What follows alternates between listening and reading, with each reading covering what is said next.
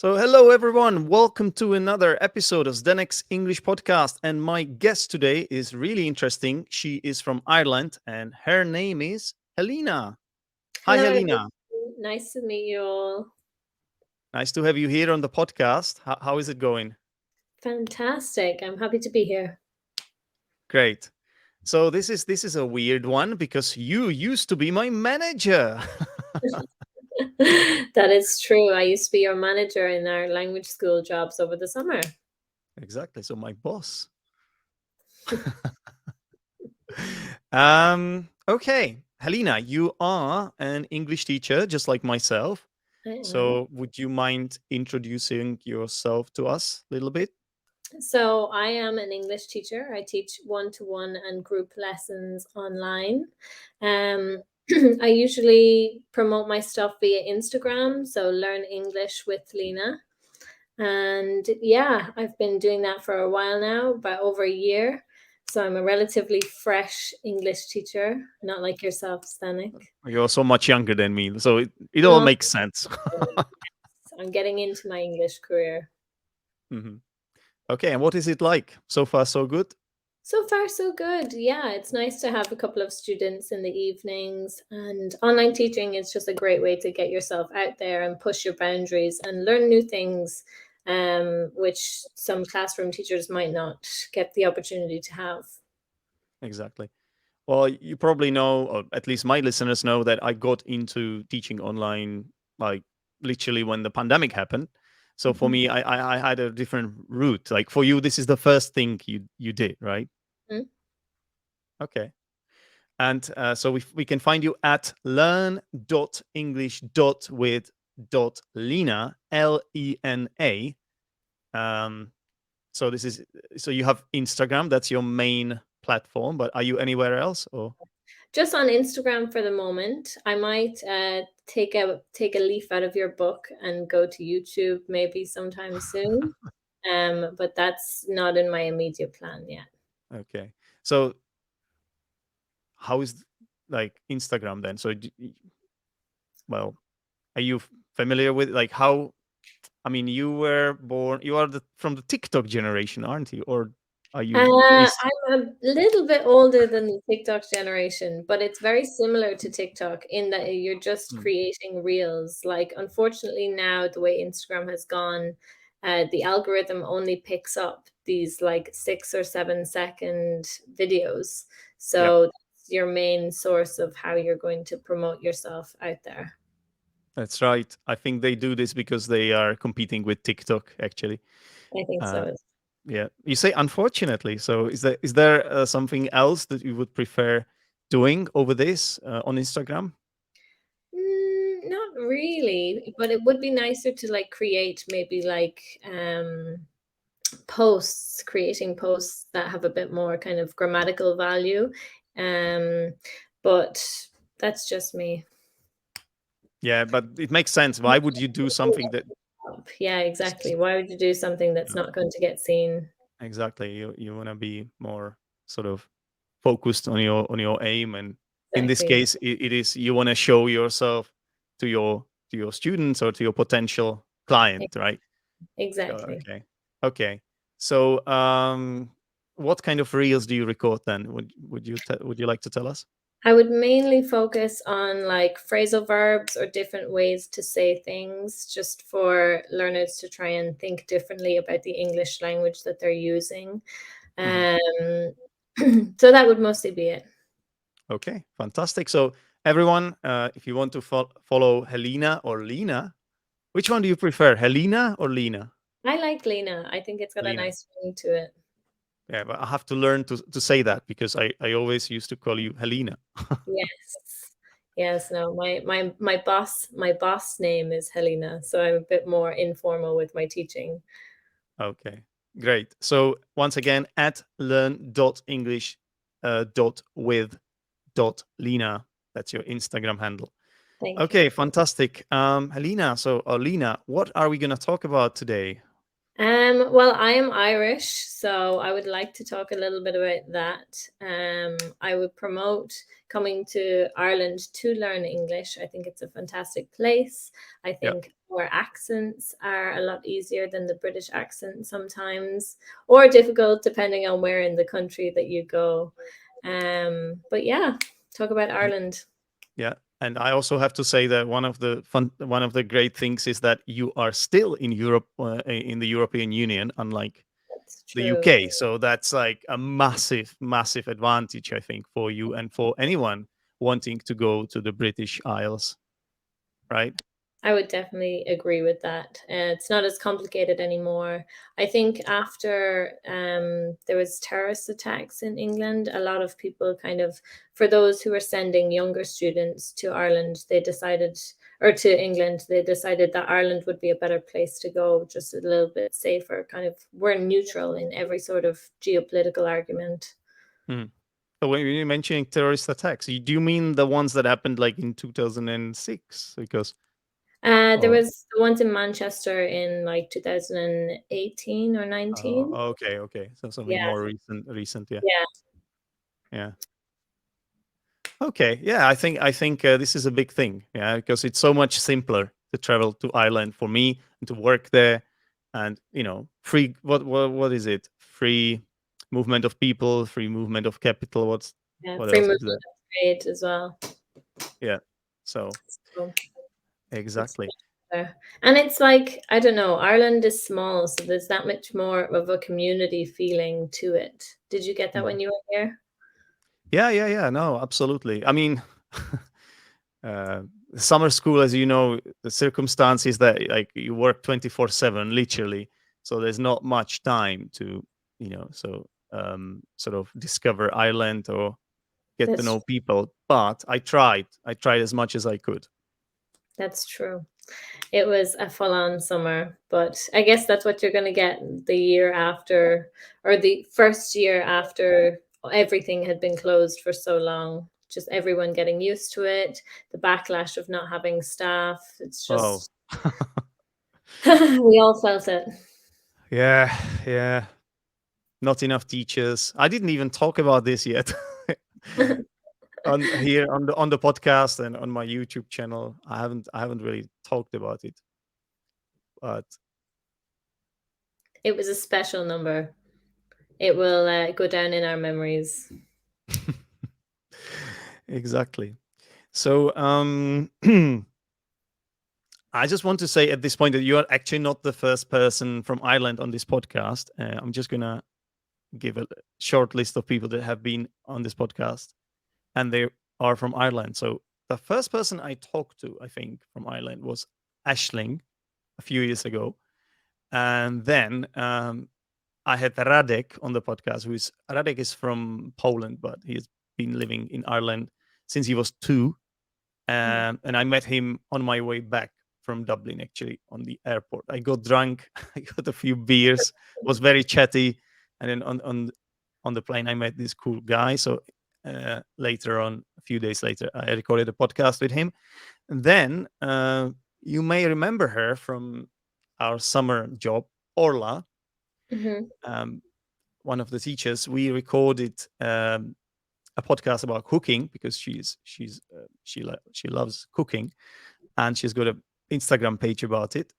Wow. Um, and then someone you work with quite closely, Carl, Oh, has been yeah. on my football show as well, on the YouTube show about football I do, and which I now publish on my podcast as well.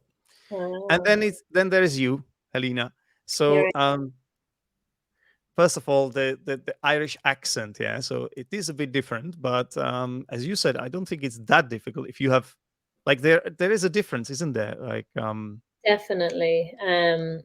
The British accent is very typically British. Like you could notice it straight away. Um, I don't know if it's me or other Irish people as well, but I have a very neutral accent, I think.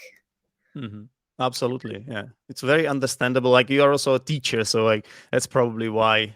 I'm also a teacher, and I Yeah. have like a lot of friends who English isn't their first language. So I am very aware when I am speaking, that I Yeah. need to slow down and not use so many colloquialisms.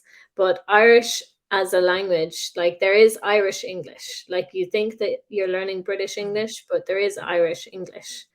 Yeah.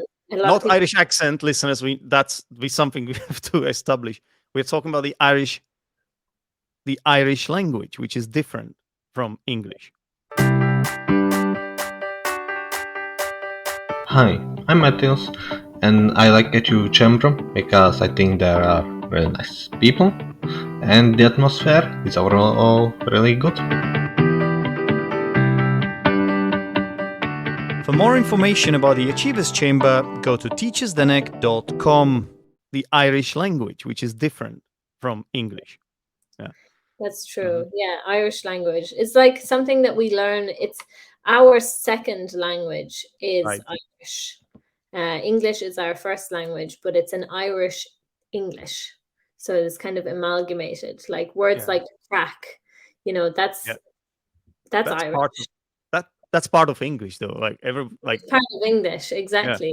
What's the Or crack? Yeah. to give out. I remember when I was doing my CELTA, I was trying to explain to a student if someone was getting angry at them. I was like, oh, they're giving out to them. And they were like, Okay. what do you mean? I was like, to give out is to get angry. That's Hmm. only used in Irish English, Okay. Okay. not Good a to know. proper English phrasal verb. So it's strange. A lot Mm. of people kind of find it hard to differentiate the two. Yeah.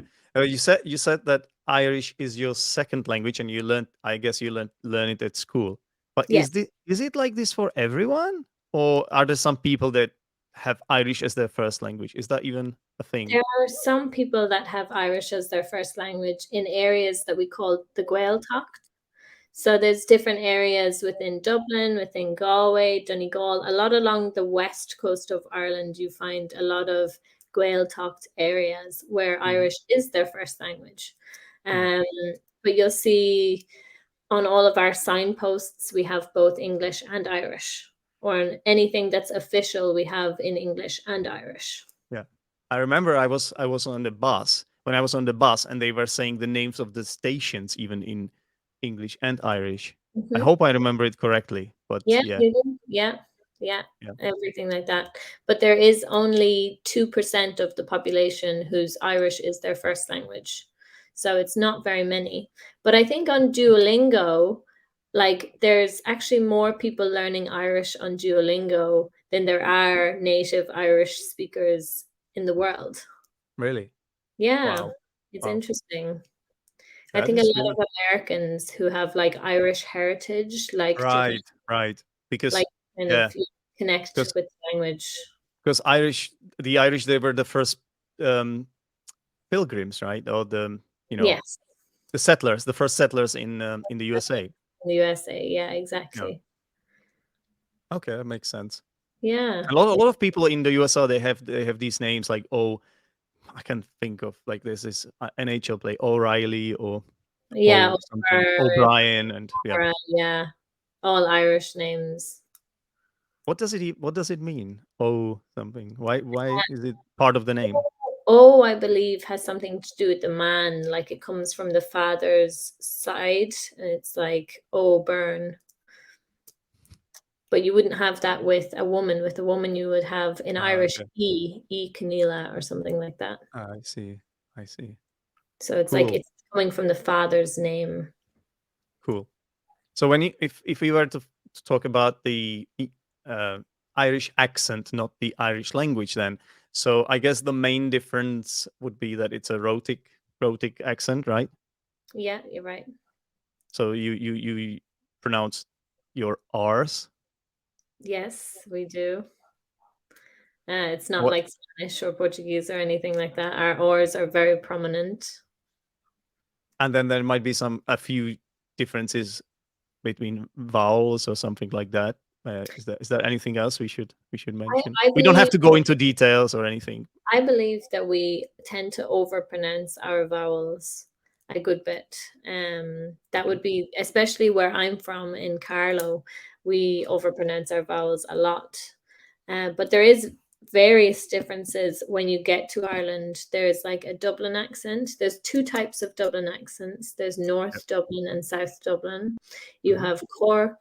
You have West Cork, which is I can barely understand a West Cork accent. You have the North, Donegal, Monaghan. They have a very different type of accent, and then you have the Southeast. Mhm. So it's a bucket full of languages, really, accents. Sorry. Nice. And so, what about the the students? How do they? Because, like, like I've talked about this. Maybe I'm not sure if with you, but definitely with my listeners. The native speakerism that sometimes is difficult for me to promote myself or to just convince everyone that my accent doesn't matter so much. I can still help my students so much. But I wonder how it's for you as an Irish woman, as an English teacher from Ireland. Do you actually face something similar as me? Because you know how everyone is like, oh, I want British American English, like that's it. But nobody is like, I say nobody, it's not true probably, but you know what I mean. Like, it's the minority of people that are interested in Scottish English or I don't know, Welsh English. So I wonder how it's with Irish accent. Um, Irish accent is one thing, but I think you have a lot of people that do want to learn about Ireland and want to Mhm. have that culture connect with their teachers. You know what I mean? Yeah. Sometimes, like, British English is just over promoted, I would say. So it's nice to find something a little bit different. Yeah. But it's Um, still English. Like it's still English. Like what's English. the problem? Like you if it's perfect English and you as a teacher can help your student and it's about what you know as a teacher, how well you can explain things, what's your personality like. And I And it, think our yeah. accents, like having a more neutral accent, is also better, Yeah. um, because like a lot of students would use movies to improve their listening, and in movies you might get English or British speaking actors, you might get American speaking actors, and you need to have that versatility. Yeah, absolutely. Absolutely. It definitely doesn't hurt, right? No, It doesn't exactly. hurt hiring you or me Exactly. as a teacher. I think Yeah. for sure. Okay, cool. So your capital is Dublin. That's actually where we worked, right? We worked in UCD. UCD, which Yeah. stands The for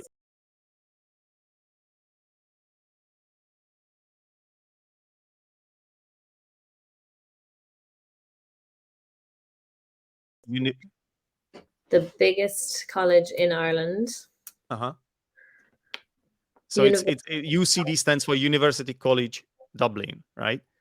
Yes. And I have to say, the first time I when I arrived, like I got completely lost in the campus. It's so huge. It's massive. I was lost for about a week. I couldn't find my way around. It was just so overwhelming and so huge. But afterwards, like, you learn a couple of shortcuts and it's not too bad. I think it's a pretty cool place actually. Like it gives you, I don't know, like this vibe of like, oh, this is a massive place. This is like a place where it would be nice to study actually, like because we were there in summer. It was like it was not very busy, right? No, it was very quiet. Very quiet. But I could imagine a student like working around and you know like the different like buildings of the university, right? So you've got like the science building, and then there was like what was it called, the medical The medical health science center or some. Yeah.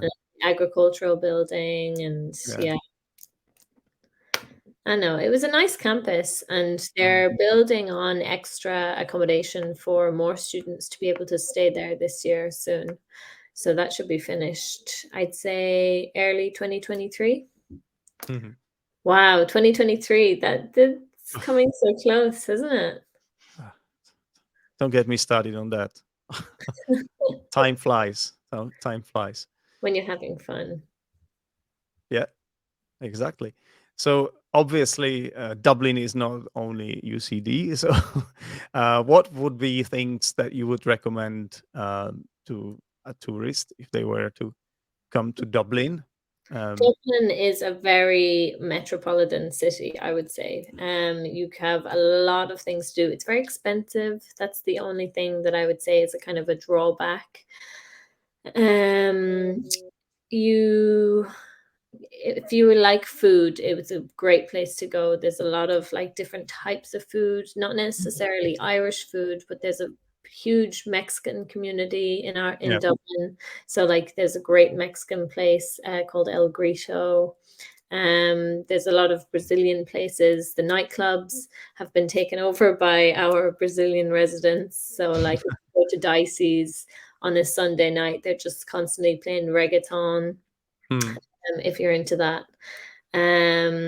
The Guinness Storehouse obviously is one of the best places that people should go. It's kind of expensive, but you get a really good view on the Gravity Bar, a really good view of the city.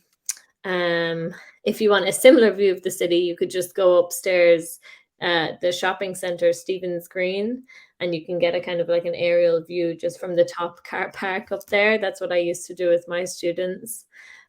Just bring them up there instead of having to pay to go somewhere. Yeah.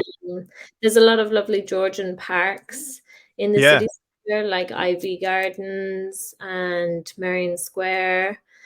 They're all lovely, and sometimes they have like on Saturdays they might have like a little food market or like little stalls that are selling things. But yeah, Dublin is great if you want to go to Dublin and see things. There's loads to do. Now that you mentioned the parks, I went to one park on. I had one day off. One of my few days off. I don't know how many I had. Like it was like 2 or 3. Well, it But wasn't my fault. Me being your boss, it wasn't my no, fault. no, no, no, no. It wasn't Helena. Disclaimer: it wasn't Helena. It was just that busy there. And on my day off, I went to one of the parks and I taught a private lesson with a student over my phone. And it was really cool and a memorable lesson for my student because I was pretty much the whole lesson was about me showing my student the park and the things I saw there. And I was walking around and talking a lot about birds in particular. A lot of birds, Active different learning. different species. So it was quite a cool experience. Yeah. It's great. That's active learning for you. Yeah. I was quite also like there were a lot of people there, so it was like really really Yeah. interesting place to be. Like as amazing as Dublin is, I don't think it encapsulates the culture, like Irish culture anymore. Mhm, I mhm. think if you were to go to Galway, did you get to go to Galway while you were I in don't think Ireland? I did. I was in Glendalough though. Glendalough is beautiful. Yeah. Loch, Glendalough. Glendalough. Okay. Uh, Glendalough. Irish for the glen, which is valley, Mhm. Dá, which is two, and then Loch, which is lake. So the valley of two lakes, Glendalough. Loch. Isn't that quite similar to how Scottish people would say that? Oh, They I have would the Loch know. Ness monster or something like that, right? Exactly. Yeah. Yeah, yeah, Yeah, yeah. there's a lot of crossover between like Ireland and Scotland with the Celtic language. Yeah. Cool. And there's one more thing I want to ask you about. So I went to Primark. I knew there would be Primark because people were telling me there is a Primark. Pennies. Yeah, yeah, yeah. And I was searching for the shop because I used to go quite often in the UK, and Hmm. I just found it on the Google Maps easily. But then when I actually went there, it was called Pennies. I was like, why? What is that? I'm Do not you quite know? sure. I think it originated as pennies.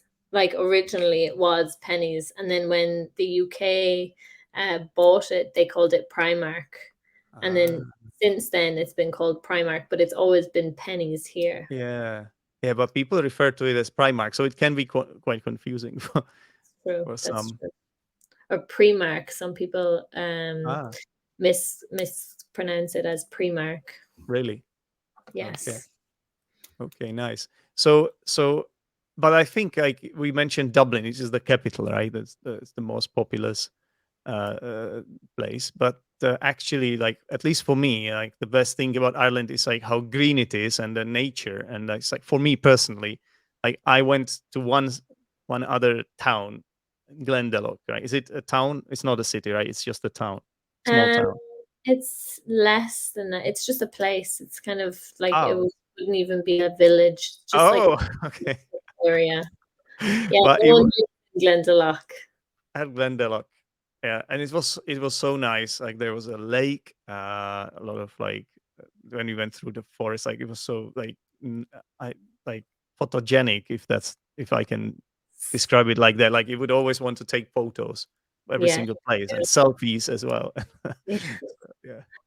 Students love the selfies. And there were students that were going swimming in the lakes in Glendalough. Was there that one? Yeah, I know. Seriously. Crazy. Yeah. Because like the one thing about Glendalough is when you go out, you out into the water, you walk, but then there's a huge drop. And they always recommended don't go swimming there, don't go swimming there. And the one day of the summer that I got to go to Glendalough, of course, there were students stripping off with their knickers, and then they would go swimming. I was like, are you Okay. crazy? Wow. Well, don't tell students that they can't do something or they will do it. That's It's that's students for you. true. That Uh, is one true. thing, one thing that just crossed my mind. We are talking about Glendalough here, but I bet that some people listening to this and watching this on YouTube. By the way, this is also on YouTube if you are listening. Some people are trying to Google this place, and I bet they're struggling typing it in because of the because obviously that's the thing about Irish names and name places. It is bloody difficult spelling, and it's pronounced in a completely different way than it is spelled. So That is true. So Glendalough is Glendalough, Glendaloughh. yeah, Glendalough. I'll put it up on screen. Well, if you give me 1 second. So this is, ladies and gentlemen, the spelling of Glendalough. I like it looks pretty normal to me, but I can imagine how it looks to someone who Irish is not your first language at all. Yeah. It's like Well, Neve. Have you ever tried to spell Neve? uh, I used to work with one Neve, so I could get this right actually. But I will not get it right. Well, let's see. Is it like this? Yes. Niamh, because I used to work with Neve, so that's why. Or Usheen. Yeah, Oishin, and there was also Orla and Cahill. Sinead, Cahill. These are really, really tough names if this is the first time you come across them. Yeah. Yeah, Irish names are some of the most difficult in the world, I think. Zdenek is pretty unique. Yeah, well, that's not an English name, right? So like there's that. Like I like oh, your names are also not English names, but You know? like you speak English so well that it's your first language in most cases. So that's why like it's a bit strange, right? Yeah, Like then that's like everybody would expect from a non-native to have a weird name. You know what I mean? that's true. That's true. Yeah, I think my name is Greek after Is it? Oh Helena. yeah. Yeah. I wasn't it like also a name of an area? Helene There's wasn't it a an island there's or an something? island called Saint Helena. Oh, okay. It's like in the middle of the Atlantic Ocean. And wasn't also like one period in Greek history named after Helena or something? Helena's period or something. I can't remember. Probably, probably. Or Helena culture or something like that. I would Hellenistic something. very Oh, Greek. I can't remember. So yeah. Well, it's all Greek to me. So Yeah. I used to know history, but I forgot everything, Helena. I forgot Wow. it all. I used to have an exam in history, and anyway. That's for a different podcast. We are talking about Ireland. I think you also mentioned one place in Dublin to do with Guinness. This is like Guinness. What was it? Guinness Storehouse. Guinness Storehouse. Okay, so should The, talk about Guinness because the Guinness. personally, this is one of the best things about Ireland for me. So Did you have many pints of Guinness, Zdenek? I did quite a few. Yeah. See, this is the thing. You probably didn't have them in the right places because Irish people would be very particular about where they have their pints of Guinness. Have you heard that? Yeah, of course, of course. But I still enjoyed. Like I had them in UCD. Like what was the name of the? Oh, I I forget. can't remember. It wasn't New Bar, I think that's in It's like a DCU. students bar. I can't remember, but Remember? that's where I had most of my pints, and then at the airport. Yeah, so I can imagine those are not like a Not traditional. places, no. Yeah, Like I've been to the Guinness Storehouse plenty of times. It's where they show you the story of like how Guinness is made and the history of Guinness, yeah, since it has been produced. And then you go up every level. So there's 7 floors, and on the 7th floor they have this what's called the gravity bar. So it's just kind of a circular area that is filled with window, so you can see out all the top of Dublin, and it's a really nice kind of 360 view of the city. hmm But if you're looking for a real good pint of Guinness, I would say get out of Dublin, come to somewhere like Carlow, find a really old pub, and that's where you're going to get your best pint of Guinness. It's not just the best on atmosphere, but it's the best on taste as well. yeah. I have to say, I come from a country where if anyone knows the Czech Republic, they know it usually because of beer, right? Because beer is really huge here, and we are very proud of that as well. But I have to say, I always enjoy Guinness. Like it's something. It's really special for me. So I even when I was in the UK, when I was working in England, I worked there a few times, not just in summer. Um, I would always have Guinness. I know it's you will tell me it's not the same in the UK and in Ireland, which is true, but it's definitely better there than here, here in the Czech Republic. Is it hard to get Guinness there? I think it is. I mean, there are some Irish pubs here, I guess. So I don't. If I, like they might be expensive though. Yeah. Well, Guinness is very expensive. If you go into Temple Bar is this area in Dublin that tourists love. But I'm saying it's such a tourist trap because like the pints of Guinness are maybe €7 or €8. Hmm. Whereas anywhere outside of the city, they should be like maybe 4.50 to a fiver. Yeah. So it's crazy. Really, Dublin has its tourist traps, and you really need to avoid them if you are going to Yeah. visit Dublin. We all have these tourist traps. Like there are tourist traps in Prague as well, in my capital. Maybe it's just not Guinness, but something else. Yeah, I Yeah. understand. So you yourself are a big fan of this beverage, then? I love Guinness. Guinness is fantastic. I love it. But I will not, I'm picky about Guinness. I don't want Guinness that's bad. So I won't get the Guinness in the tourist traps, or I won't get Guinness in England. Definitely won't get it in Prague. All right. And you don't drink Guinness before your lessons or anything like that, Oh right? no, definitely. But I should. I might start incorporating it. It's got iron in it. Guinness has a lot of iron in it. They recommend pregnant women to drink a pint of Guinness. Do they? Yeah. Well, actually, I'm from a small town called Poděbrady, which is a spa town, and our mineral water is also full of iron. So there's a connection there. Wow. It's literally like when you like fill up your bottles, and you use the same bottles for a long time. Hmm. It will change the color. It will be like ginger. The color will be ginger because of Wow, iron. because Minerals. Wow. because there will be like sediments like at the bottom. So yeah, Wow. it has iron in it. Yeah. And you don't filter it at all? Well, there is like if you buy it in a shop, it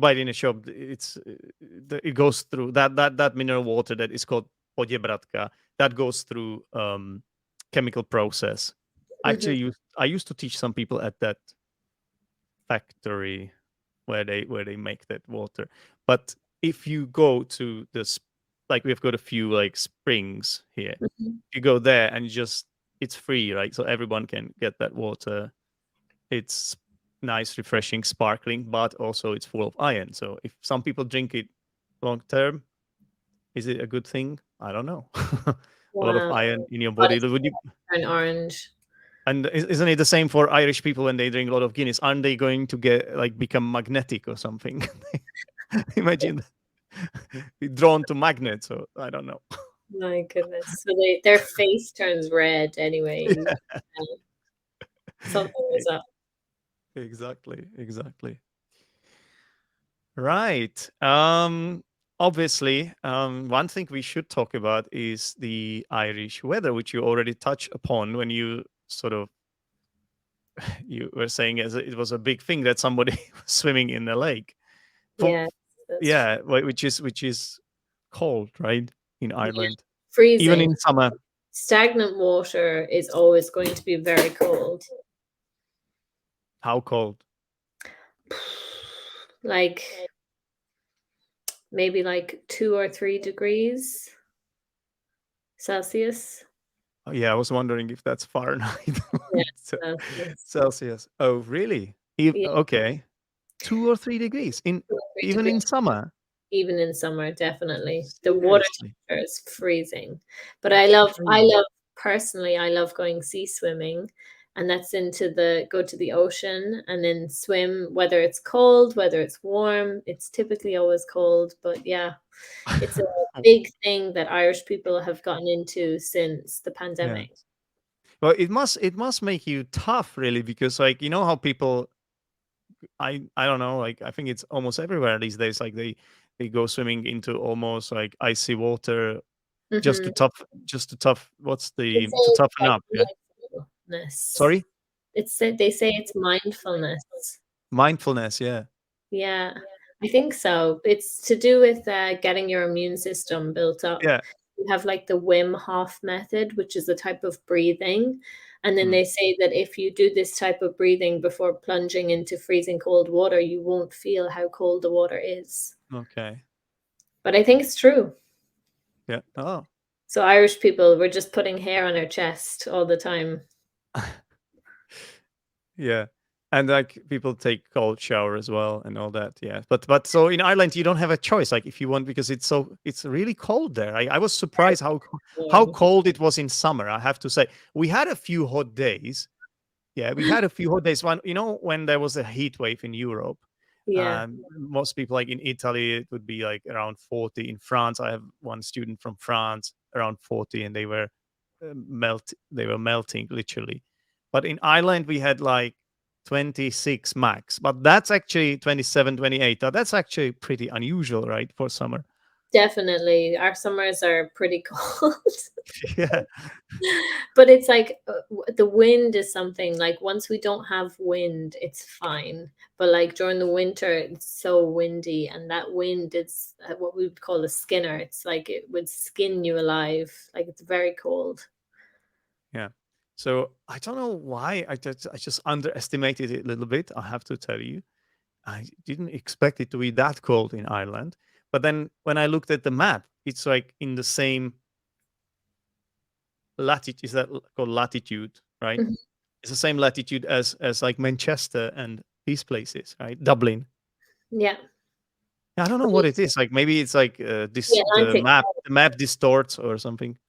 I think it's the Atlantic coast. Like we are like an island off the Atlantic coast, so we're going to get the harsh weather from the Atlantic more so than Britain because it's further away. Yeah. But yeah, the weather is always awful. It's like, it's kind of nice right now. It's like the blue skies, but you can see that there's a bit of air fluctuating and just Yeah. it's not going to be a day for wearing a t-shirt. You have to wear a jumper, you have to wear a jacket. At this time of year, everyone always gets sick as well. Oh yeah. So what's the temperature now? Ooh, Roughly, you don't have to like I'd say it's about 10 degrees. 10 degrees. Mm-hmm. Check temperature. Yeah, 13 degrees. Okay, that's all right. That's all right. Wind is like 34 kilometers. So that's where it gets cold. That would blow me away for sure. All right, and well, there's so many things to talk about. Yeah, so I mean, I guess Irish people, in my experience, very friendly people, very Good. friendly. Good. I like to So- hear that. Yeah, I think Irish people, we're known for being friendly people. But I think it's kind of like there's a generation that are very like closed-minded. Like I think it's very hard to make friends with some Irish people. Really, Yeah, I think so. what generation is that then? Like when were they born? I think it's the generation just under mine. So like the 20-year-olds. Really? Yeah. Yeah, like the 20-year-olds now, because like they just like having worked in the language school and like been people's boss and like seeing how people interact with people, I can just tell that generation, they're so anxious. They're Okay. so like on their phones. You probably saw it with some of the students Yeah. as well. Yeah. They find it harder to interact with people. Mhm. I think that's just like the age of technology rather than like Yeah. an Irish people problem. I think so too. Yeah. But yeah, Irish people are pretty friendly. I think they're more friendly the further away from Dublin you get. That's Like, also quite common, like in big cities. People yeah, are busier, and they don't have time for you, and that's true. Yeah. chasing money and things like that, right? So it's quite common that outside big cities you would get the friendliest people. Yeah, I would say if you were going to Ireland, I would go as west as possible as you could. I think if you travel along the west coast, it's going to be one of the most beautiful scenic places that you've ever been. Nice. During the summer, don't go during the winter. During the winter, it's bleak. It's horrible. Just it rains all the time. And the best place to make friends from Ireland, I guess, it's in a pub. Because like whenever I was in a pub, they were like literally random strangers walking up to me and saying nice things to me. I was like, why is everybody so nice to me? Like maybe I was wearing a t-shirt with something and they were like so nice, like giving me compliments. And I was like, what did I do? How did I deserve that? Like that's what I like about the Irish people. It's just they are good. They are a good crack. Good crack. We're a great crack. We are the best crack. Is that so? Sorry, is that just to make sure I'm saying it in the right way? Is it an uncountable noun? So Yes. you are good crack. So not a good crack. But you're No, good yeah, crack. exactly. No article. Exactly. Yeah. Fantastic. So would you confirm that then? Oh yeah, definitely. We are a great crack. Fantastic crack. A bit cracked in the head, but good crack Who anyway. isn't? Who isn't, Lena? Who isn't these days? Come on. Crack. Yeah, as long as you're not on crack, everything is fine. As long as you're not on crack. That's not good crack. That's No. bad crack. Exactly. By the way, it's pronounced, it's spelled in a different way That's true. as well. So the Irish word crack, I believe, no, that's neve. I'll take this, but please correct me if I'm wrong. Well done. Oh. And it means fun. It means fun, but I think it means more things, doesn't it? It means Yeah, it's like fun. You're having a good time. It's like wellness almost. Like it's good crack. It's like it's but great. it also is used in that phrase, what's the crack, right? It's like, what's up? Crack. What's up? Yeah. It's like what's up? What's going on? Where's the fun? Yeah. So It seems to have more meanings. it's true. It's a diverse word. It's a very diverse word. Definitely useful if you go to Ireland. Definitely. Yeah. So I guess we should also mention the traditional Irish music, because I remember, like, when I was working in Wembley in the center in the summer camp, there were a few Irish activity leaders, Okay. and I believe the manager, the center manager, was she also? Yeah, I think so. She was also Irish. So sometimes we would go to Irish clubs in Mm-hmm. London. So that's like where I first came across the Irish music. Did So you? yeah, Wow.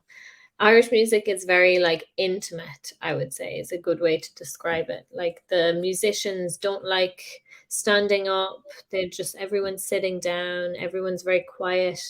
You either all play at the same time or one person will play and they won't look up or kind of make a show of themselves. There won't be any floodlights down on them or spotlights. They will just play themselves and everyone would be respectful and quiet and listen to that musician play. Did you find that when you were there? well, we were in clubs, so it was like Irish music and everybody dancing, and there was Oh, a Irish spotlight. So it was like modern Irish music, maybe. modern Irish music, or it Yeah. was probably Ra music, the Republican Army. So we call it the Ra. Hmm. During the time of like the troubles between the Republic and the North, we had an Irish Republican Army, and there was a lot of kind of music that stemmed from that time, and it Yeah. would be called rebel songs. So Irish people get very excited when they hear rebel songs playing. Yeah. It was very melodic music. And what else do I remember? Like kind of cheerful, very cheerful, right? It's like it has those cheerful melodies and yeah, Da-da-da-da-da-da-da-da. yeah. Yeah, I get it. Yeah. It would have started with as been played with an instrument, but then developed with lyrics and stuff like that after the troubles and stuff. And I also remember that one of the colleagues there, she would get drunk and she would sing this song, which was like a loop. It would go on for ages. You would keep singing it. Do you know what I'm referring to? I think so. There's a couple of songs like that. That, that was cool as well. They would go on forever, and then you'd add a little piece each time. Yeah, yeah, Yeah, the exactly. Rattling Bog, is that the one? Say it again.